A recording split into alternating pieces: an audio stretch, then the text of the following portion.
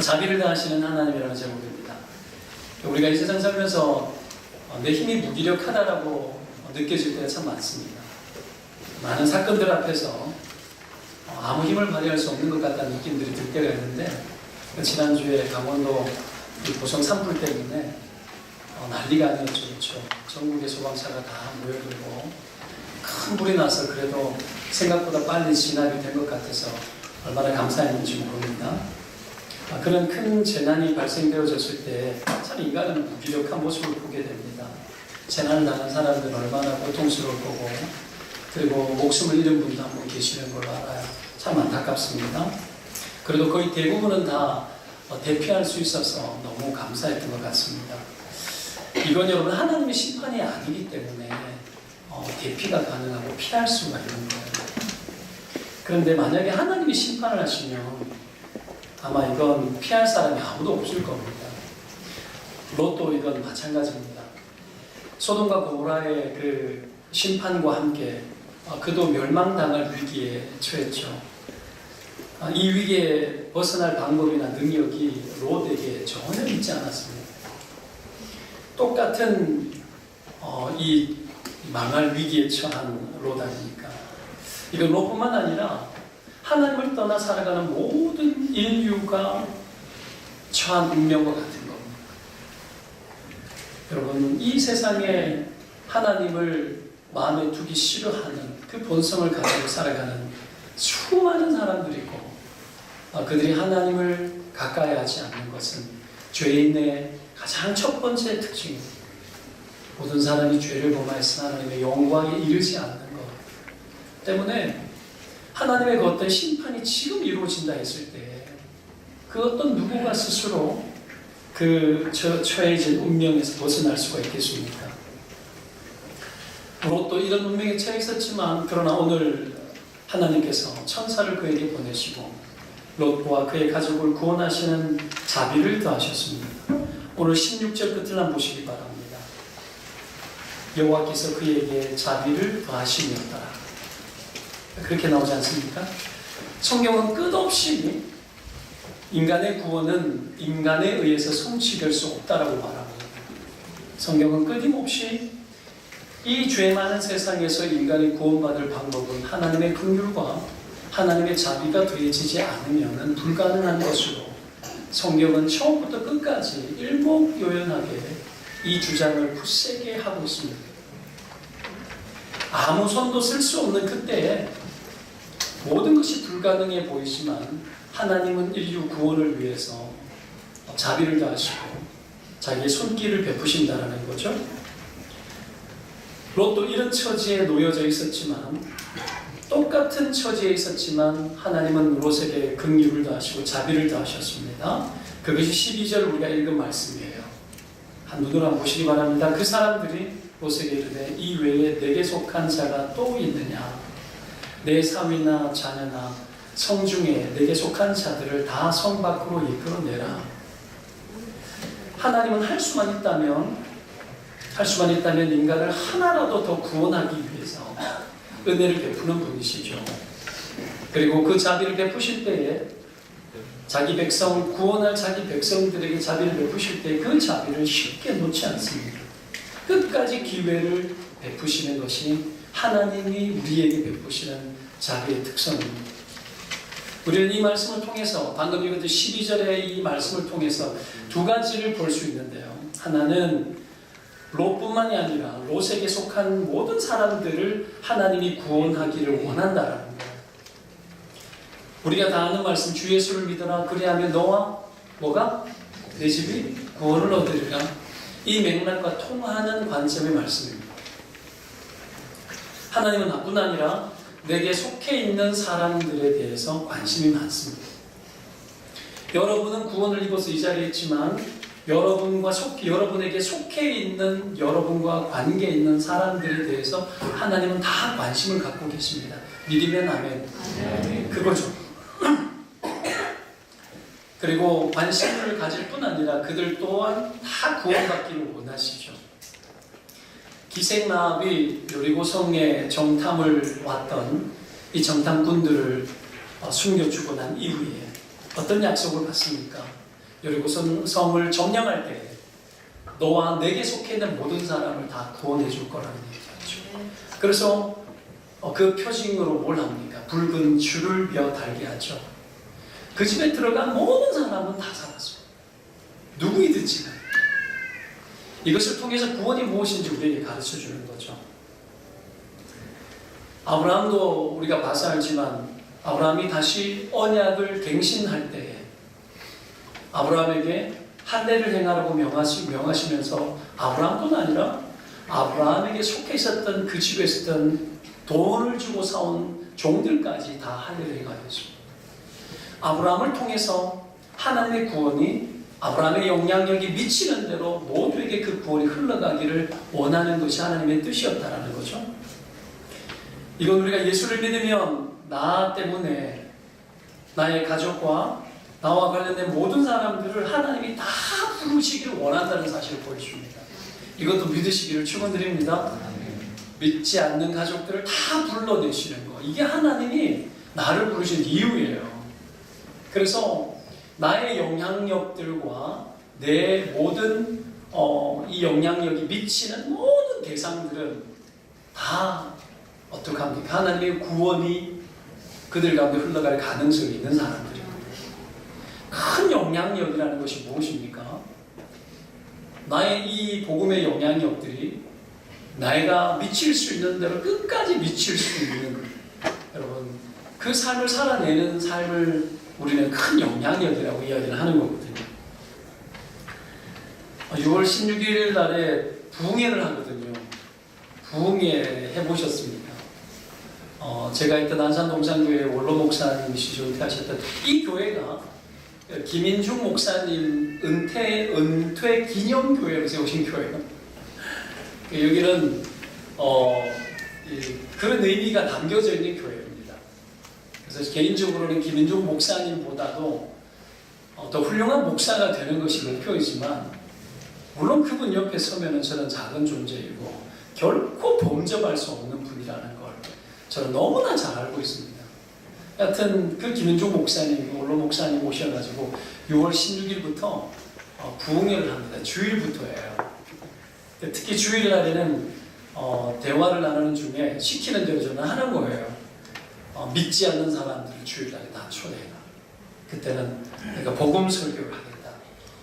믿지 않는 자들, 그리고 친구들, 직장 동료들, 산후조리원 우리 동기생들, 그리고 유치원, 아침에 셔틀 하는 우리 동네 언니들, 나와 관련된 모든 사람, 낙신자, 그리고 교회에 시험 든 사람들, 신앙생활 대충 하고 넘어가고 있는 그런 분들 다 VIP로 초대해서 그날은 이 복음을 들을 수 있도록 하자고 그렇게 대화를 나눴습니다. 여러분, 김은중 목사님 알다시피 이 복음이 불타는 분이셨거든요. 한 40년 전에 안산에 개척해가지고 성도들 15,000명 평균 그렇게 모이는 교회, 쉽지 않는 교회를 여러 번을 짓고 첫 해 개척해가지고 첫 1주년 됐을 때 110여 명 이렇게 모은 교회. 그러다가 여러분 엄청 성장한 교회인데, 교회에서 자기에게 인사를 안 하면 자기를 모르는 사람이기 때문에 딱 붙들고 데리고 갑니다. 인사를 잘해요. 김현중 목사는 지역 유신데 모르면 큰일 나죠. 모르면 딱 붙들고 예수 그리스도에서 들어가요. 그렇게 복음의 열정이 있는 분이세요. 성도 2,000명 데리고 260억 헌금해서 여러분 또 그 유명한 명문 안산 동산고등학교를 만들었어요. 순수하게 성도들이 다 헌금했어요. 여러분 그런 교회예요. 제가 그런 교회에서 부스러기 은혜를 보고 여기 왔다라는 거 아닙니까? 한 반만 따라가도 좀 좋겠는데, 여하튼 그분을 모시고 우리가 집회를 부흥회를 합니다. 아마 그날 데리고 오는 사람들이 누구든지 간에 이 자리에 오게 되면 롯의 가족들처럼 다 구원받는 역사가 일어날 겁니다. 그런 믿음 가지시고 소원을 좀 가져보세요. 정말 힘든 게 가족 구원이잖아요. 그렇죠? 세상에 제일 힘든 게 가족이에요. 남편, 아내, 남편이 나에게 너무 잘해준대. 나를 너무 사랑하고 정말 근사한 집에서 밥도 먹여주고 내가 원하는 거 다 해준대. 비싼 핸드백도 사주고 다 해준대요.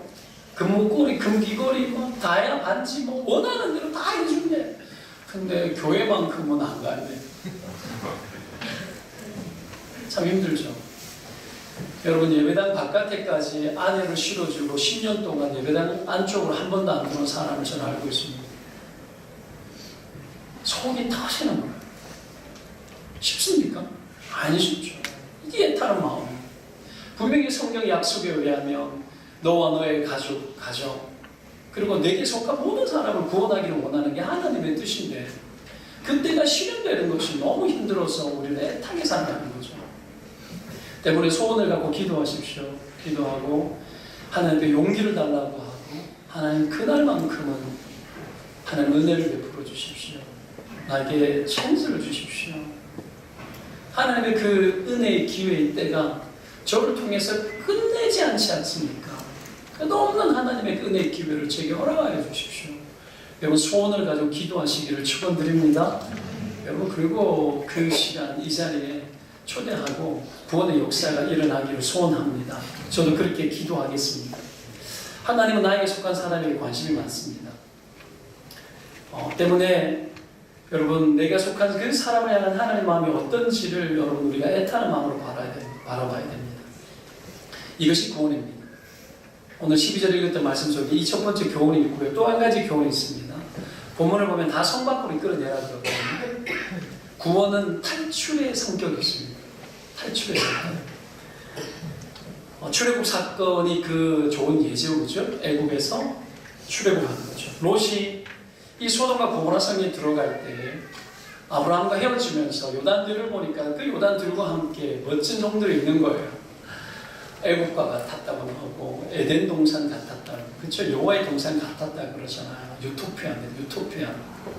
애굽 한번 경험하고 왔는데 이와 비슷한 동네가 있는 거예요. 너무 멋지잖아요. 모든 사람이 여기에서 살고 싶습니다.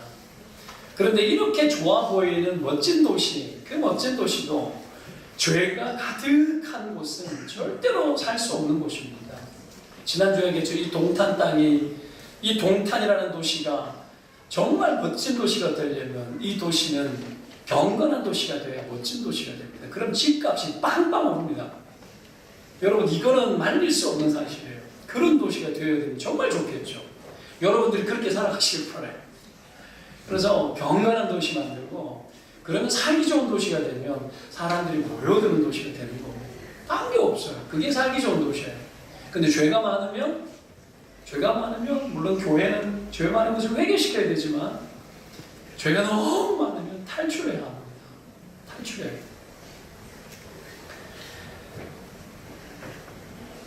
존 버년이라는 사람 들어보셨죠? 철로 역정. 존 버년이 영국에서 옥살이 12년 하면서 이 철로 역정이라는 이 명작을 책을 썼어요. 천국까지 가는 성도의 삶에 일어나는 일들을 여러분 비유를 통해 가지고 소설처럼 쓰는 책이에요. 정말 좋은 책입니다. 이 책의 주인공은 기독도입니다. 기독도. 요즘 말로 뭡니까? 크리스찬. 주인공이 크리스찬인데요. 이 주인공이 어느 도시에서 살았느냐 하면 이렇게 나옵니다. 장망성이라고. 장망성에서 살았습니다. 장망성의 뜻이 뭔 줄 아십니까? 장차 망할 성. 이곳에서 살았습니다.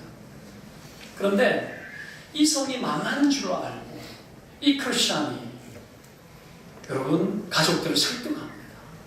여기에서 탈출해야 된다. 근데 가족들이 비난합니다. 네가 광증이 들렸다고, 미쳤다고. 그래서 이 크리스찬은 여러분 이 장망성을 떠납니다. 탈출합니다. 탈출하면서 도시를 벗어나서 가는데 그때 전도라는 사람이 나타납니다. 나타나서 저기 보이는 저 좁은 문으로 들어가는 겁니다. 그래서 이 크리스찬이 그 좁은 문으로 가기 위해 가지고 막 가는데 가족들이 만류를 합니다. 그럼 미친 짓 하지 말라고. 그리고 만류할 뿐 아니라 갑자기 고집이라는 사람이 이 크리스찬이 막 갈 때 뒤따라와서 고집이라는 사람이 따라와서 어떻게 합니까? 이 좋은 것을 버리고 네가 어디를 가느냐고 막 설득을 해요. 근데 이 크리스찬이 절대 그 이야기를 듣지 않습니다. 안 돌아갑니다. 왜요? 망할 생각입니다. 여러분, 우리는 이 세상에 살 때 이 세상과 세상에 있는 것을 사랑하는 것이 목표가 되면 안 됩니다. 이 세상에서 돌아서는 것에 대해서 그 어떤 아쉬움도 없어야 합니다. 우리는 이 세상에서 살아가지만 죄 많은 이 세상은 내 집 아니라 그랬잖아요. 옛날 어르신들이 이 찬양 좋아했잖아요. 죄 많은 이 세상은 내 집 아니네. 내 모든 보안은 저 하늘에 있네. 저 천국문을 열고 뭐죠? 나를 부르네. 나는 이 세상에 정들 수도다. 오 주님 같은 친구 없도다. 내 주님 없으면 난 어떻게 사나. 저 천국문을 열고 나를 부르네. 나는 이 세상에 정들 수도다. 뭐 이런 찬양. 가사가 멋지지 않습니까? 이 세상에 그 어떤 여러분 사랑도 이 세상을 사랑하는 것도 목표가 되면 안 된다고 말합니다. 여러분, 오늘 13절의 천사들이 우리가 멸하리라 그렇게 말합니다. 멸하리. 하나님의 세상을 심판하실 때 항상 천사를 동원합니다. 요한계시록에도 보면 여러분 대저물을 쏟아보면 그 재앙이 막 쏟아지는 장면들이 나옵니다. 이 일이 시작이 되어지면 그 어떤 누구도 말릴 수가 없어요. 피할 수 없습니다. 문제는 아무도 이런 일이 일어날 거라고 여기지 않고 살아간다는 거죠. 아무도 여러분 그런 일이 생길 거라고 함부로 생각하지 않습니다. 크리스찬이 자기 가족들에게 망할 거라고 말해도 듣지 않아요. 오히려 막 돌아오라고 부릅니다. 그때 크리스찬이 어떻게 가는지 아십니까? 그가 손살같이 달리면서 하는 행동이 있는데 손으로 귀를 막습니다. 귀를 막고 이렇게 외칩니다. 생명, 생명, 영원한 생명 이러면서 귀를 막고 좁은 문을 향해서 막 달려가요. 이게 탈출입니다. 구원하는 일은 탈출의 성격이 있는데 주님은 롯과 그에게 속한 모든 사람에게 이런 탈출의 기회를 주시는데 끝까지 포기하지 않고 줍니다. 이게 더해 주시는 자비예요. 14절을 한번 읽어보겠습니다. 14절 읽겠습니다. 시작.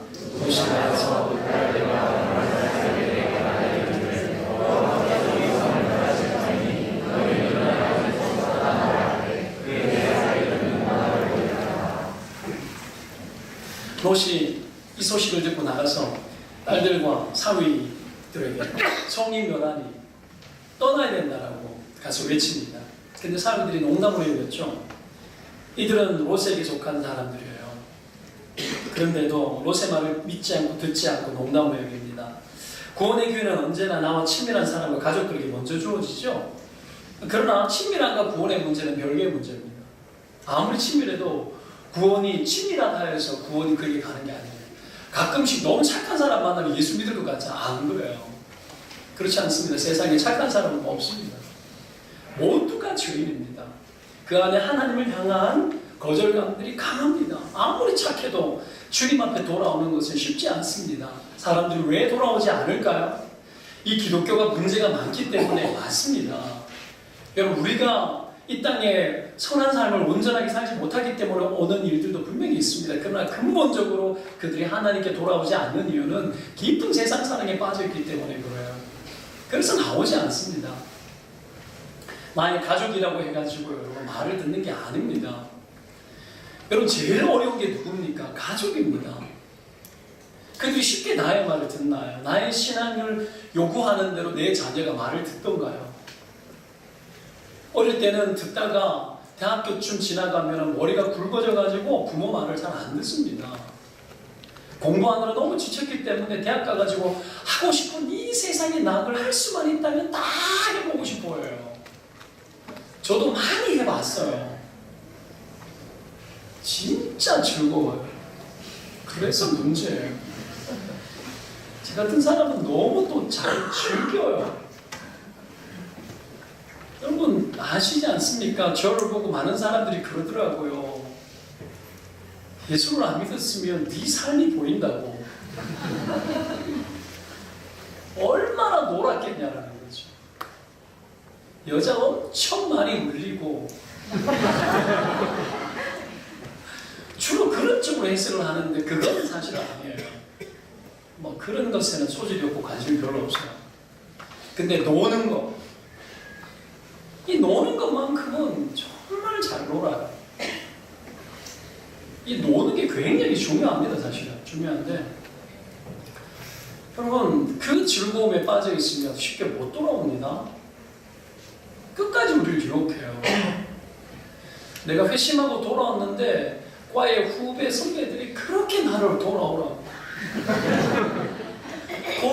그렇게 예수 믿으면 안 된다고 나보고 돌아오라고 얼마나 손짓했는지 몰라요. 왜요? 내가 들어가면 정말 잘 놀아주거든요. 그리고 술을 한잔하면 노래를 제가 너무 잘 불러가지고 노래를 부르면 사람들이 막 난리가 나요. 그 기분이 얼마나 좋습니까? 근데 그거 회심하고 난 이후에 하나님께 결심하고 탁 끊었어요. 탁 끊었어요. 이게 있어요. 이게 청년 때 대학부 사역을 하면서 아이들 신방을 캠퍼스 신방을 매일 캠퍼스를 쫓아다니는데 하루는 이런 밥집인데 술도 파는 선술집 같은 뭐 이런 곳에 들어갔는데 야 옛날 대학 다닐 때 그때 즐겼던 그 느낌이 확 들어오는데 와 거짓말 좀 못해가지고 한잔 하자 하고 싶더라고요. 그런 겁니다. 우리 안에 그런 기억과 그런 감정들이 내 안에 경험이 되어져 있었기 때문에 그 세상에 들어가면 세상에 빠지는 것은 어렵지 않습니다. 여러분. 너무 쉬워요. 이런 우리이기 때문에 돌아오기가 쉽지 않은 겁니다. 여러분 이 죽음의 문제를 농담으로 여깁니다. 세상 사람들은 심각하고 불편한 것을 싫어하죠. 너무 삶을 크리스천들이 진지하게 살아가고 뭐 회개하고 뭐 이렇게 살아가는 거 보면 세상 사람들이 볼 때 조롱하기 딱 좋죠. 노아홍수 때에 그날에 비가 쏟아지고 모두가 죽게 된 그날까지 여러분 사람들 먹고 마시며 시집가고 장가갔다고 이야기 나옵니다. 물론 지금까지의 나의 삶이 곧 망할 삶이라고 생각하는 것은 상상이 안 되는 것이 사실입니다. 이러다가 갑자기 뭐 망하겠냐? 아무도 상상할 수 없죠. 이런 사정을 롯이 잘 보여줍니다. 16절을 보면 롯이 지체했다고 나오죠. 롯마저 그랬어요. 사위들에게 이야기했지만 롯마저도 쉬운 게 아니었어요. 그 성에 유일하게 하나님을 믿고 있는 사람이었고 그 성에 유일하게 당장 내일 이 성이 심판받는다라는 것을 유일하게 제대로 아는 한 사람이었는데 그 또한 그 성에서 나오는 일은 어려운 문제였습니다. 우리가 세상에서 빠져나오는 거 세상살이 끝까지 하지만 내가 세상에 깊이 잠재되어져 있던 그 삶을 털고 나오는 것은 우리로 하여금 끊임없이 지체하고 어려운 일이에요. 여러분. 쉽지 않습니다. 때문에 신자들을 보면서 너 왜 그렇게 사느냐라고 함부로 말할 수 없어요.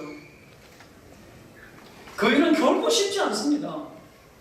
내 남편이 숨어가지고 맨날 한잔하고 술에 취해가지고 집에 들어오는 거 여러분 그것을 보면서 집사가 어떻게 그럴 수 있냐라고 나도 그렇게 말하고 싶어요. 그건 어떻게 그럴 수 있냐고 함부로 말할 수 없어요. 아니 쉬워요. 분명히 말하지만 쉽지 않습니다. 왜 저러고 살아? 불법을 저지르고 그냥 맨날 천을 하는 짓이 완전 잡사고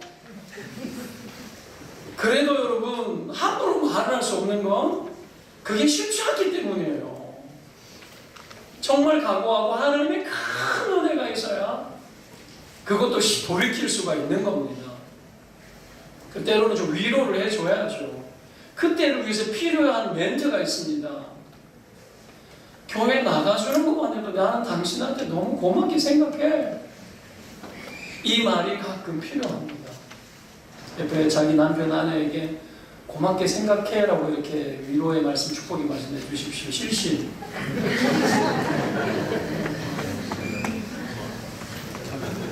그렇다 해서 그것을 잘하는 것이라고 저는 말하지 않습니다. 어떻게 세상에 깊이 빠져 있는 것이 잘한 일입니까? 잘한 일 아니죠. 여러분, 쉽지 않다는 거죠. 이 성이 망하는 것을 알고도 그러고 있었던 것이 무엇인데요. 그런데 보십시오.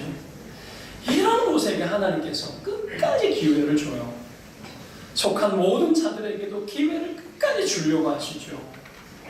지체하고 있는 그 롯, 내비두면 되잖아. 난 충분히 말 다 했어. 나 다 가르쳤는데 그거면 충분하지 않나? 그럼 스스로 뛰쳐나와야지. 근데 그러지 못하는 걸 너무 잘 아는 겁니다. 그래서 그에게 자비를 더해 주십니다. 끝까지 자비를 베풀어 주시고 나오지 못하고 있는 그에게 또 기회를 주시는 거예요. 하나님은 우리에게 그렇게 하시는 이유는 우리를 잘 아시기 때문입니다. 우리를 깊이 이해하시기 때문입니다. 그래서 포기하지 않으시고 한 번 더 자비를 베푸셔서 기회를 주시는데, 여러분 그 기회를 어떻게 베푸시는지 뒤에 보면 나옵니다. 15절을 한번 봅시다. 같이 15절 16절을 한번 다시 한번 읽겠습니다. 시작. 동틀 때 천사가 모세에게 청하여 일어나 여기 있는 내 아내와 두 딸을 끌어내라. 이 성의 죄악 중에 함께 멸망하다. 그러나 모세 지치 않으니 그 사람들이 롯의 손과 그 아내의 손과 두 딸의 손을 잡아 인도하여 성 밖에 두니 여호와께서 그에게 자비를 다하시니라. 여러분, 구원의 이 자리에 그들은 움직여야 되지만 움직이지 않습니다. 그래서 천사가 롯을 재촉했습니다. 여기서는 교훈이 있습니다. 많은 사람들이 오고 가는 세대 가운데서 끊임없이 내게 뭔가 기회가 있을 것이라고 생각합니다.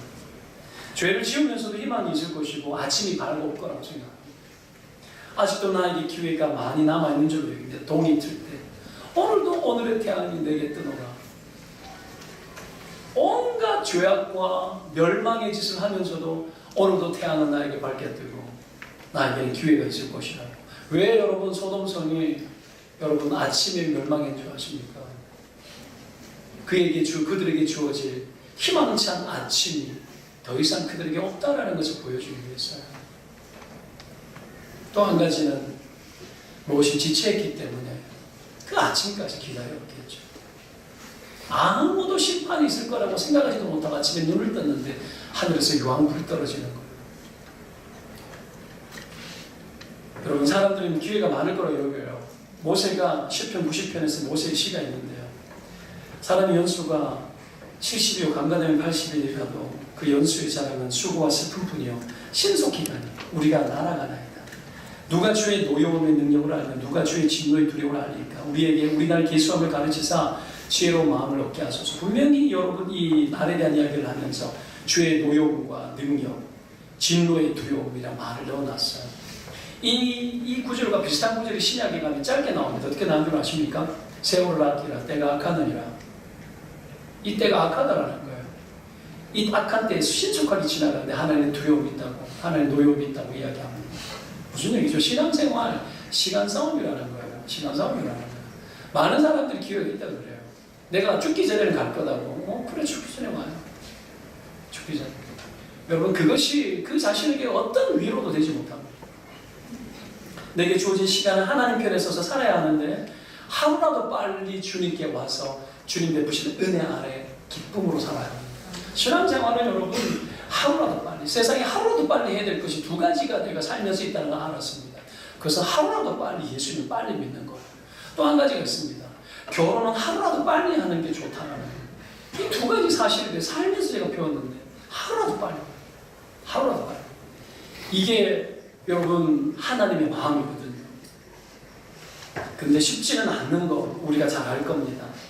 롯을 보십시오. 그나마 믿음의 사람이었는데 그마저도 그것을 벗어나는 것이 결코 쉽지 않았습니다. 하루라도 더 살고 싶은 거예요. 하루라도 거기 더 있고 싶은 거예요.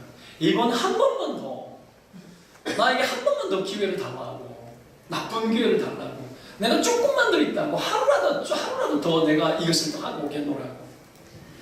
동이 틀 때까지 되었는데 천사가 가만히 있었겠습니까? 가만 안 있었겠죠. 저는 계속 이야기했을 것 같아요. 나가야 된다. 계속 이야기했을 것 같아요. 근데 롯이 말을 안 듣는 거죠. 그래서 재촉한 거예요. 이 성을 그렇게 떠나지 못했던 롯이 왜 그렇게 했어요? 왜 그렇게 살았을까? 이유가 뭐겠습니까? 그 성에 대한 여러분 사랑이 너무 깊었기 때문이죠. 사랑을 많이 주고 마음을 많이 주니 생기는 게 뭐예요? 미련입니다. 미련. 여러분 미련을 많이 둘 수밖에 없는 거죠. 마음을 많이 줬기 때문에. 미련을 주면 그래서 여러분 미련스러워집니다.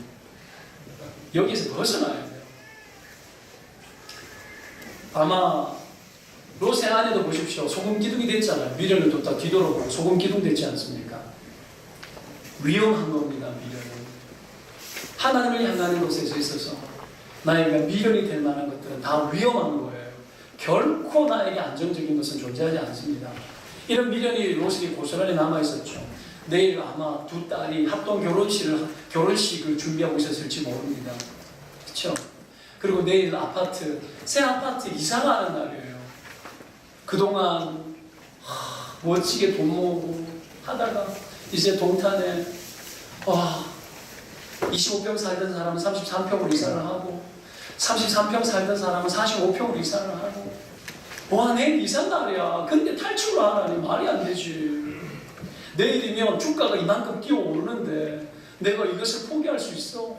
내일이면 뛰어오를 거 100% 장담하는데 100% 못 벗어나는 거죠. 옛날에 그 이야기 제가 했었죠. 옛날 가난한 시절의 사람들 이야기입니다. 결혼했는데 단칸방에 살았어요. 그렇죠? 부엌도 바깥에 있고 화장실이 밖에 있는 공동 화장실에 살다가 어느 날 친구가 초대해서 집에 갔더니 집들 초대 갔더니 방이 두 개 있는 집에 부르더라는 거예요. 그래서 방 두 개 있는 집을 열심히 얻었어요.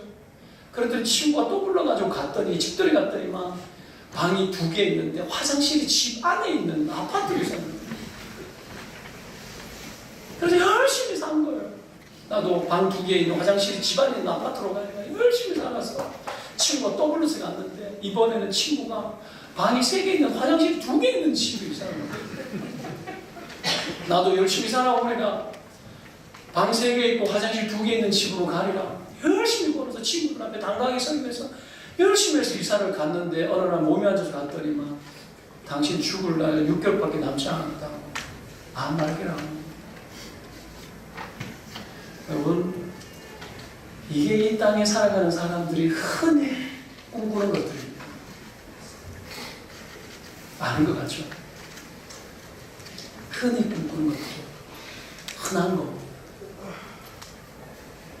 많은 사람들이 우리 눈에 보이는 그것에 우리의 관심을 두고 살아가죠. 그렇죠? 안타깝죠. 미련을 둘 수밖에 없습니다. 애정을 주고 사랑을 줬기 때문에. 그래서 여러분 이 미련을 많이 두게 되면 롯의 증후군이 생깁니다. 그래서 끊임없이 돌아오라고. 그런데 롯이 이러고 있을 그때에도 하나님의 자비를 멈추지 않죠. 그런 롯에게 하나님의 자비가 또 더해집니다. 그 자비는 어떤 자비입니까? 16절에 그렇게 나오지 않습니까? 어떻게 하죠? 그들의 손과 손이 나옵니다. 세 번의 손이란 말이 나오죠. 그죠? 롯의 손과 그 아내의 손과 두 딸의 손을 잡아 인도하여 성 밖에 손을 잡고 인도해서 성 밖에 끌어냅니다. 여러분 손이 모자랄 뻔했습니다. 두 사위가 있었으면 어쩔 뻔했습니까? 천사가 둘이었죠. 여기 둘입니다. 롯의 가족 몇 명이에요? 네 명이죠. 어떻게 잡아잡겠어요? 양쪽이 잡아. 그렇게 끌고 나가는 거예요. 사위들이 같이 붙었으면 이놈들도 못 갈 뻔했을 거예요. 붙들고 끌고 나가는 거예요, 여러분. 끌고. 이게 하나님의 자비예요. 끌고 나가는 거. 끌어다 두는 거. 미련이 남은 사람을 움직이는 것은 쉽지 않습니다. 그래서 하나님은 강제하시는 사람을 주시는 거예요. 강제하시는 사람. 이게 자비를 더해주는 거예요. 그 어떤 믿음의 사람도 자기 스스로 모든 것을 알아서 다 잘하는 사람은 없습니다. 자발적으로 인격적으로 설득할 때 매너 있게 잘 따르면 얼마나 좋겠습니까? 그런데 그게 여러분 안 돼요. 왜 목사가 장소를 해야 되는 줄 아십니까? QTL 가정예배, 내친김 이야기합시다. 가정예배 잘 들고 있습니까? QT 생활 충실히 합니까? 여러분 기도 열심히 해요? 목사가 왜 잔소리하는 줄 아십니까? 잔소리하면 미움받아요. 그런데 여러분 불편함을 주고 여러분을 막 속을 내가 박박 끌고 나야 여러분들이 정신 차리고 하려고 해요. 교회에서 왜 성경 공부를 만들고 오라 가라 마도와이지 한다 배워야 된다 하고 왜 자꾸 만들어서 괴롭히는 줄 아십니까? 가만두면 알아서 하나님 멀리 하는 일을 아주 적극적으로 하기 때문에 언제 스스로 여러분 시키지 않았는데 여러분 스스로 경건하게 기도 뜨겁게 하고 가정예배를 드리고 큐티를 충실하게 하고 언제 스스로 자발적으로 목사의 잔소리와 성경이 우리에게 요구하는 그 진리의 잔소리 앞에서 그것 없이 언제 스스로 여러분 스스로 열심히 신앙생활을 잘해버리라 하고 마음을 여러분 얼마나 다잡아본 적이 얼마나 있습니까? 과연 여러분 우리가 그런 사람들입니까? 영적인 실증감은 내가 하루 하나님을 떠나면 그 실증감은 어마어마하게 우리 가운데 들어옵니다. 절대로 여러분 잘 되겠지? 하루 이틀 괜찮겠지? 아니요, no. 전혀 괜찮지 않습니다. 주일에 이 자리에 오는 사람이 그래서 복 있는 사람이에요. 또 여기 와서 박동성 목사가 말하는 이 잔소리의 폭격을 막고 막 어떻게 해야 되는가 보다 듣고 또 주님 앞에 조금 더 나아가 내가 좀 정신 차려야 되겠구나 생각 한 번 더 하고 그런 겁니다. 여러분 인간은 인격적으로 기회를 주고 알아서 하도록 두면 잘할 것 같지만 절대 안 돼요. 그렇게 해서 절대 구원에 도달되지 않아요.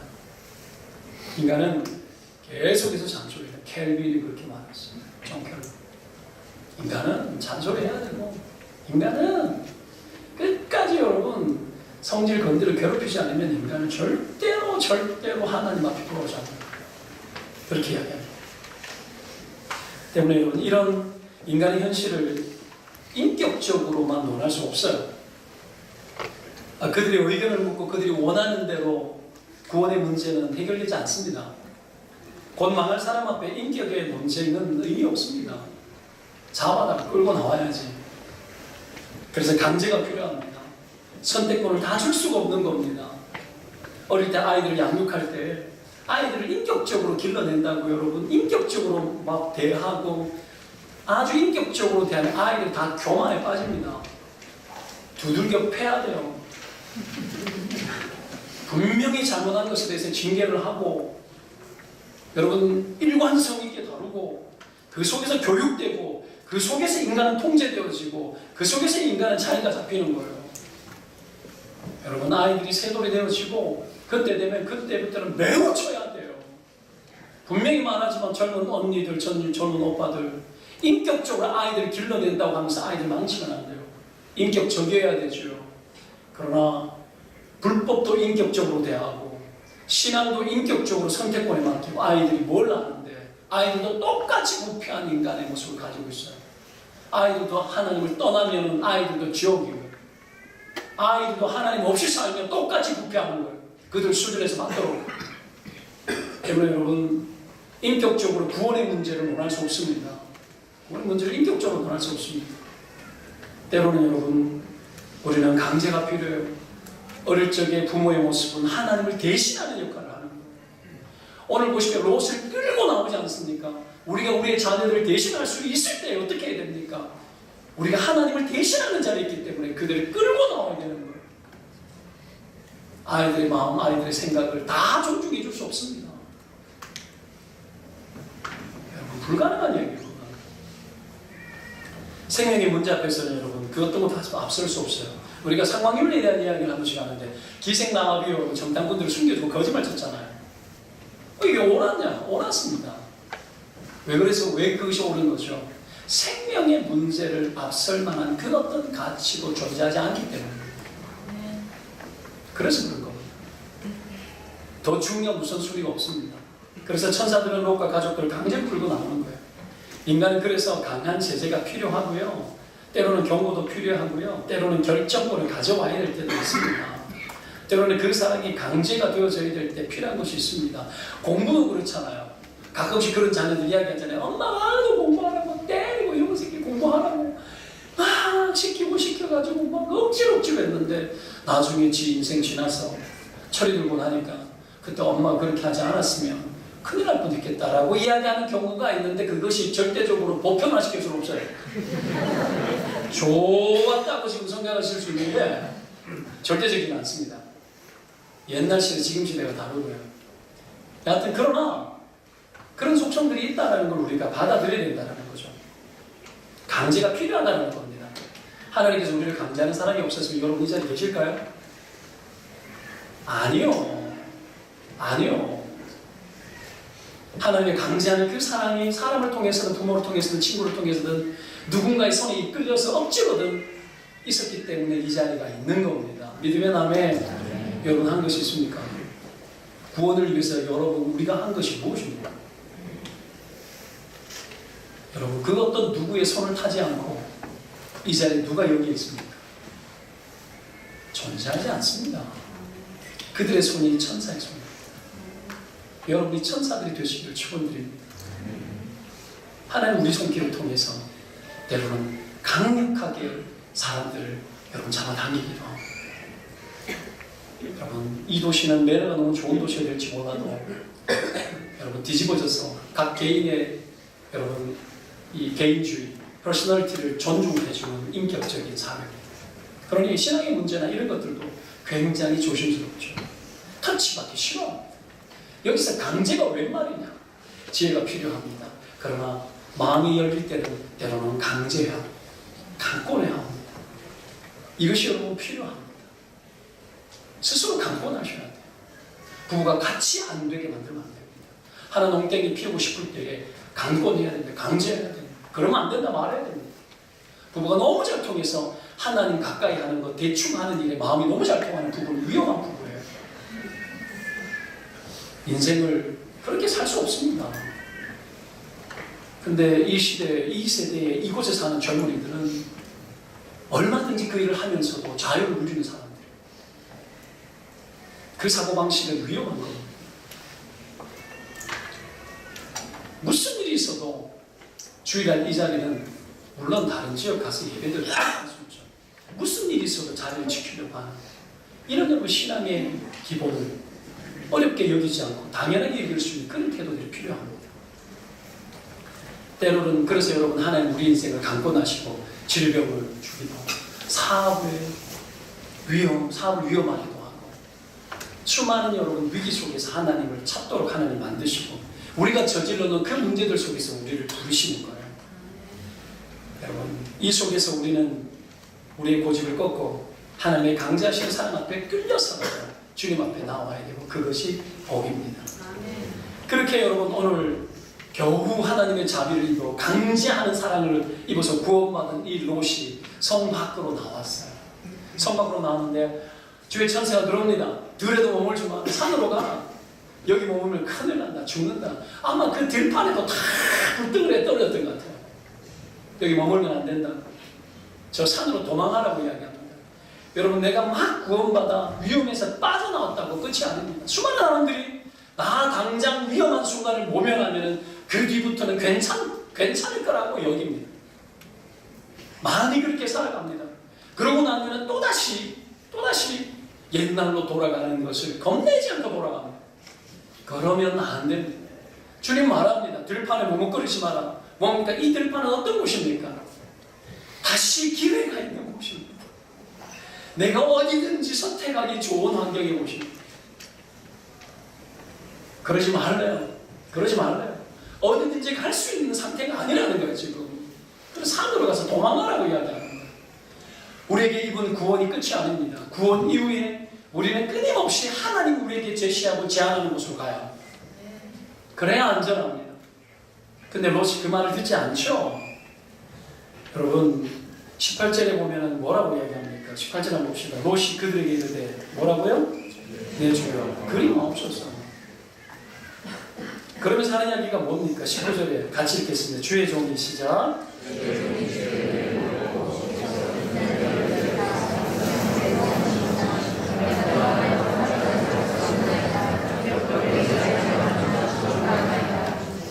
그러면서 20절에 저 성읍은 도망하기 가깝고 작기도 하니 그것으로 인도해달라.